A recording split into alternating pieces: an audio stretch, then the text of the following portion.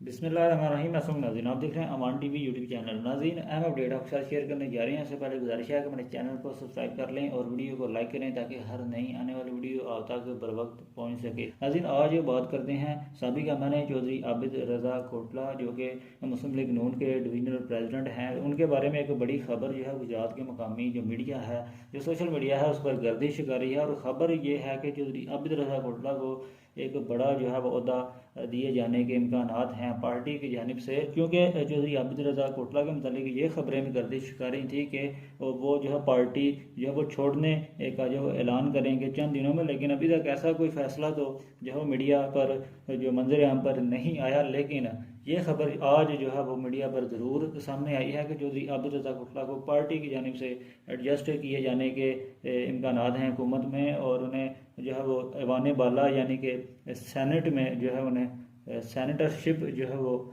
मिलने के इम्कानात हैं और उन्हें सेनेटर बनाए जाने के इम्कानात हैं पार्टी की जानिब से।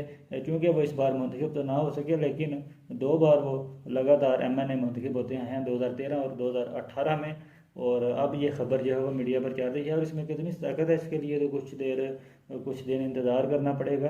तो मज़ीद अपडेट्स के लिए देखते रहें अमान टीवी।